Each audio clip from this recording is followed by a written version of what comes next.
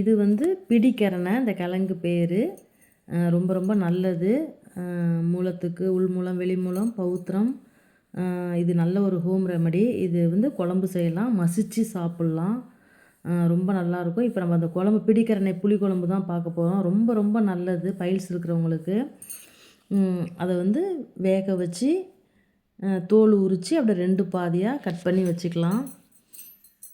நான் உரிக்கவே முடியல, அவ்வளோ சூடாக இருந்துச்சு. நல்லா மாவு மாதிரி முக்கால் இது வேக வச்சா போதும். மீதி கால் இது அந்த குழம்புல கொதிக்கும்போது நல்லாயிருக்கும். முக்கால் இது வேக வைங்க. புளி இந்த அளவுக்கு நான் எடுத்துக்கிட்டேன். ஊற வச்சுட்டு நான் அதை உரித்து 2 பாதியாக வந்து கட் பண்ணி வச்சுக்கிட்டேன். புளி தண்ணி கரைச்சி எடுத்து வச்சுக்கிட்டேன், புளி தண்ணி. அப்புறம் சின்ன வெங்காயம், நல்லா ஒரு கப் அளவு சின்ன வெங்காயம், நல்லெண்ணெய், தக்காளி, மஞ்சத்தூள் தனியாக அரைச்சது, அது மிளகாத்தூள், தனியாத்தூள் 3மே தனித்தனியாக அரைச்சது தான் அது. கிழங்கு வந்து முக்கால் வேக்காடு விடுங்க போதும். கருவேப்பில்லை. புளிக்குழம்பு தான் இது. நல்லாயிருக்கும், ரொம்ப ரொம்ப நல்லாயிருக்கும். மீன் குழம்பு மாதிரி இருக்கும், சாப்பிட்றதுக்கு ரொம்ப நல்லாயிருக்கும். இப்போ சீசன் அது, கொஞ்ச நாள் தான் இருக்கும். ஆனால் ரொம்ப மருத்துவ குணம் உள்ளது. ரொம்ப கஷ்டப்பட்டு பைல்ஸில் கஷ்டப்பட்டுட்டு இருக்கிறவங்களுக்கு இது மசியலும் இந்த கிழங்கு சாப்பிட்றது ரொம்ப ரொம்ப நல்லது. ட்ரை பண்ணி பாருங்கள். நான் எண்ணெய் ஊற்றி நல்லெண்ணெய் ஊற்றிட்டு வெந்தயம் போட்டு சின்ன வெங்காயம் போட்டு நல்லா அதை வதக்க விட்டேன். கருவேப்பிலையும் போட்டு நல்லா வதக்கணும். இது கூட உங்களுக்கு தேவைப்பட்டால் பூண்டு இடித்து போட்டுக்கோங்க. நான் போடலை, மறந்துட்டேன். பூண்டு இடித்து போட்டுக்கோங்க நீங்கள். நல்லாயிருக்கும், ரொம்ப மணமாக இருக்கும் அந்த குழம்பு. புளி கொஞ்சம் எக்ஸ்ட்ராவே சேருங்க. பழைய கிழங்கா யூஸ் பண்ணுங்கள். வாங்கிட்டு வந்த உடனே யூஸ் பண்ணிங்கன்னா நாக்கில் நம்மன்னு ஒரு மாதிரி செய்யும். அதனால் பழைய கிழங்கு வாங்கிட்டு அப்படியே வீட்டில் காய்ச்சலில் விட்டுட்டு அதுக்கப்புறம் தான் செய்யணும். இல்லைன்னா நாக்கு நம்மங்கும். நான் வெங்காயம் வதங்கினதுக்கப்புறம் தக்காளி போட்டேன். தக்காளி போட்டதுக்கப்புறம் உப்பு போட்டு நல்லா சாஃப்டாக வதங்கினதுக்கப்புறம் நம்ம வச்ச மஞ்சத்தூள், மிளகாத்தூள் 2 ஸ்பூனு, 1/2 ஸ்பூனு மஞ்சத்தூள், எல்லாமே வீட்டில் அரைச்சது தான் அது. தனித்தனியாக நாங்கள் அரைச்சி வச்சுப்போம். அரைச்சி வச்சு அந்த வெங்காயம் தக்காளி கூடயே இதையும் போட்டு நல்லா வதக்கி விட்டு, உங்களுக்கு எண்ணெய் அதிகமாக வேணும்னாலும் ஊற்றிங்க. மிதந்து வந்துச்சுனாலும் நல்லாயிருக்கும் எண்ணெய். நான் ஊற்றலை. புளி கரைச்ச தண்ணி அதில் ஊற்றிக்கிட்டு நல்லா குழம்ப கொதிக்க விட்டு, ரொம்ப ரொம்ப நல்லாயிருக்கும் இந்த குழம்பு. இப்போ சீசனுக்கு இந்த பிடிக்கரணை ரொம்ப நல்லா கிடைக்கிது. பொங்கல் டைமில் வரும் இல்லையா, அந்த கிழங்குல இதுன்னு.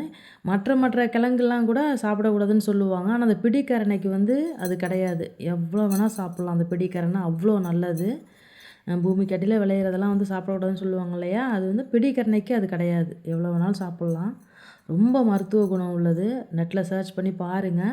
நான் அந்த குழம்பு வந்து நல்லா கொதித்ததுக்கப்புறம் தேங்காய் பால் ஊற்றினேன். அதில் தேங்காய் பேஸ்ட்டாகவும் போட்டுங்க. நாங்கள் தேங்காய் பால் எடுத்து ஊற்றிப்போம். நல்லா எனக்கு அது கொதித்ததுக்கப்புறம் நான் இந்த முக்கால்வாசி தான் நான் வேக விட்டேன். மீதி கால்வாசி அந்த குழம்புல வெந்தாக்கா ரொம்ப மணமாக இருக்கும். நான் அதை வந்து குழம்புல போட்டுட்டு அதை நல்லா எண்ணெய் பிரிஞ்சு வர அளவுக்கு நான் கொதிக்க விட்டேன். குழம்புல அந்த கிழங்கு கரையவே இல்லை, ரொம்ப நல்லா இருந்துச்சு. மாவு மாதிரி இருக்கும், நார்ச்சத்து உடையது இது. ரொம்ப நல்லது. ட்ரை பண்ணி பாருங்கள் அந்த குழம்பு. தெரிஞ்சவங்களுக்கு ஓகே, தெரியாதவங்க ட்ரை பண்ணுங்கள். இதை பற்றி, இந்த கிழங்கை பற்றி தெரிஞ்சுக்கோங்க. இப்போ கிடைக்கும், ஒரு கொஞ்சம் நாளைக்கு இருக்கும். அதுக்கப்புறம் அந்த கிழங்கு கிடைக்காது. சீசனில் கிடைக்கும்போது செஞ்சு சாப்பிடுங்க. நான் அந்த குழம்பு அப்பப்போ நான் கொதிக்கும்போது டேஸ்ட் பண்ணி பார்த்துட்டே இருந்தேன். அவ்வளோ மனம். சின்ன வெங்காயம், அந்த நல்லெண்ணெய் போட்டு அந்த கிழங்கு வந்து அவ்வளோ ஒரு கொதிக்கும்போதே அவ்வளோ மணமாக இருந்துச்சு அந்த குழம்பு. நல்லா எனக்கு மாவு மாதிரி இருந்துச்சு. அந்த கிழங்கு வந்து மாவு மாதிரி இருந்துச்சு, நல்லா இருந்துச்சு. நல்லா இந்த மாதிரி 2 பாதியாக போடுங்க. பெரிய கிழங்கா இருந்தால் 3 பாதியாக கூட போடலாம்.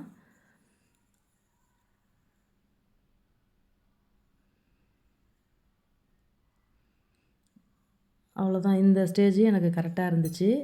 குழம்பு நல்லா கொதிக்க விட்டதுக்கப்புறம் சுண்டி வரும்போது தேங்காய் பால் ஊற்றி அந்த கிழங்க போட்டு அதுக்கப்புறம் ஒரு 10-15 நிமிஷம் நல்லா கொதிக்க விட்டிங்கன்னா பச்சை வாசனைலாம் போயிடும். இதான் எனக்கு கடைசி இது அப்படி தான் இருந்துச்சு. ரொம்ப சூப்பராக இருந்துச்சு. கண்டிப்பாக ட்ரை பண்ணுங்க. பிடிக்கரணை பிடி கொழுக்கட்டை மாதிரி இருக்கும் இல்லையா, அந்த மாதிரி பிடி கொழுக்கட்டை மாதிரி இருக்கும்ன்ட்டு அந்த பிடிக்கரணைன்னு அது அந்த மாதிரி இருக்கும். சாப்பாடு வந்து இதுக்கு ஒரு அப்பளம் இருந்தாலே போதும். இந்த குழம்புக்கு வந்து ஒரு அப்பளம் இருந்தாலே போதும். அவ்வளோ சூப்பராக இருந்துச்சு இந்த குழம்பு. சுட சுட சாதம் நல்லா பொல பொலன்னு, சாதம் குலைவாக இருந்தால் நல்லா இருக்காது, கொஞ்சம் பொல பொலன்னு இருந்தால் தான் நல்லாயிருக்கும். அதுக்கு இந்த குழம்பு நல்லா தேன் மாதிரி இருந்ததுங்க. அந்த குழம்பு சூப்பராக இருந்தது குழம்பு. பீன்ஸ் கேரட் பொரியல். இதையே வந்து மசிச்சு இந்த கிழங்க வந்து அவிச்சு மசிச்சு அதையும் நெய் போட்டு பிசைஞ்சு சாப்பிட்றாங்க. அதையும் நாங்கள் செஞ்சோம். நான் இன்னொரு முறை அந்த மசியலை வந்து போடுறேன். ரொம்ப ரொம்ப நல்லது, பைல்ஸுக்கு ரொம்ப நல்லது இந்த கிழங்கு. ட்ரை பண்ணி பாருங்கள்.